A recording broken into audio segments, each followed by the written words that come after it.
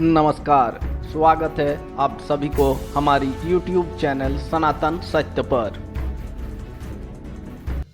नमस्कार, आप सबको मेरा प्रणाम। आज हम लोग जानेंगे देवर्षि नारद के बारे में। कौन है देवर्षि नारद? देवर्षि नारद का जन्म कैसे हुआ? तो चलिए देखते हैं देवर्षि नारद का इतिहास। श्रीमद् भगवत के अनुसार जब राजा परीक्षित सुखदेव से पूछते हैं देवर्षि नारद के अतीत के बारे में, तो सुखदेव कहते हैं कि पूर्व में एक ऋषि थे। उस ऋषि की एक दासी थी। उस दासी का नाम सौवानी थी। जाति में वो दासी शूद्र थी।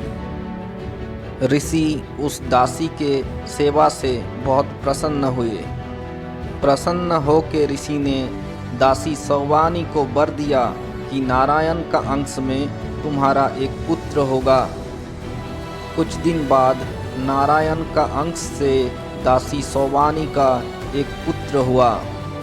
दासी सौवानी का जीवन में बहुत दुख था और उस दुख के कारण ही उसने अपना पुत्र का नाम दुखी रखा। एक दिन उस ऋषि के आश्रम में ब्रह्मा के 4 पुत्र आए। सनक, सनातन, सनत और सनंद, ये 4 ब्रह्मा के पुत्र हैं। ऋषि ब्रह्मा के 4 पुत्रों को देख के बहुत आनंदित हुए। ब्रह्मा के वो 4 पुत्र कुछ दिन तक ऋषि के आश्रम में निरंतर तप किए। ब्रह्मा के 4 पुत्रों के सेवा के लिए ऋषि ने सौवानी का पुत्र दुखी को नियुक्त किया। दुखी ने बहुत मन लगा के ब्रह्मा के उन 4 कुमारों को सेवा किया। ब्रह्मा के 4 कुमार जब तप करते थे तो दुखी एक मन में उनके तरफ देखता रहता था।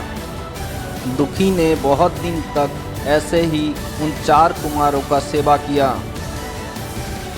उन 4 कुमारों के साथ रहने से दुखी का मन बहुत परिवर्तन हुआ और वो 4 कुमार भी दुखी का सेवा से बहुत प्रसन्न हुए। एक दिन वो 4 कुमार का ऋषि के आश्रम से जाने का समय हुआ। वो 4 कुमार जब प्रस्थान कर रहे थे तो दुखी भी उनका पीछे पीछे आने लगे। उन 4 कुमारों ने जब देखा कि दुखी भी उनके पीछे पीछे आ रहे हैं तो उन 4 कुमारों ने दुखी से पूछा कि दुखी, क्या हुआ? तुम क्यों हम सबके पीछे पीछे आ रहे हो? दुखी ने हाथ जोड़ के उन 4 से कहा कि मैं बहुत ही मूर्ख हूँ। साधना तपस्या मुझे किसी चीज़ का भी ज्ञान नहीं। कैसे मुझे इस संसार से मुक्ति मिलेगा? दुखी का बात सुन के ब्रह्मा के 4 कुमारों को दया आया। वो 4 कुमार दुखी को साथ में लेके बद्रिका आश्रम में गए। बद्रिका आश्रम में उन 4 कुमारों ने दुखी को कृष्ण मंत्र दिया। दुखी का शरीर पवित्र हुआ। उसके बाद उन 4 कुमारों ने कहा कि अभी तुम्हारी माँ जीवित है, अतएव अपने माँ के जीवित रहते हुए तुम कुछ साधना नहीं कर सकते। तुम्हें अपने आश्रम जाके अपनी माँ के सेवा करना चाहिए। 4 कुमारों ने कहा कि जो मंत्र हमने तुमको दिया उसका ध्यान करना, इससे तुम्हारी मनोकामना पूर्ण होगा।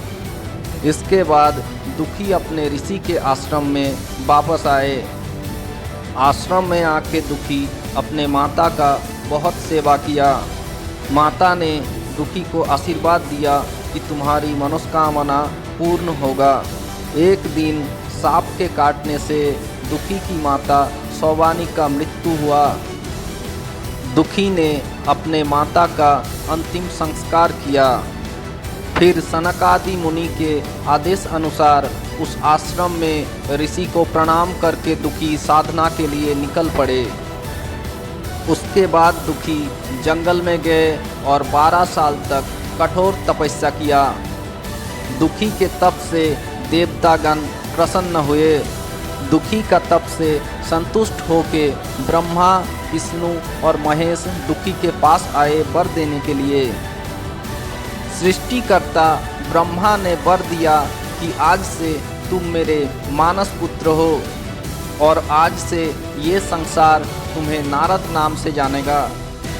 ये संसार में ऐसा कोई भी जगह नहीं है जहाँ तुम जा नहीं सकते। जहाँ भी तुम जाओगे वहाँ तुम्हारा पूजा होगा। तुम जो बोलोगे वो बात सत्य होगा। महादेव अपने रुद्राक्ष की माला, अपने जप माला नारद को दान किया। माता सरस्वती संगीत का वरदान दिया।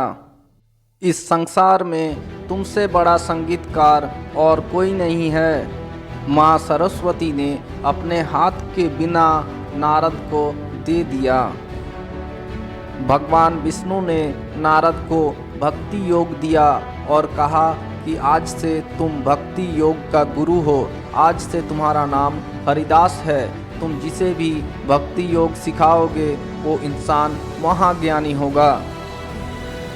इसके बाद जितने भी देवी देवता थे सब ने नारद को वर प्रदान किया।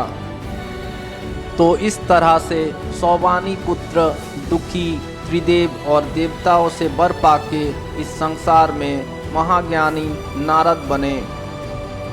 नारद नाम का एक अर्थ है न अर्थात सृष्टिकर्ता, र अर्थात संहार करता और द अर्थात पालन करता, अर्थात ब्रह्मा, महेश्वर और विष्णु का एक रूप नारद है।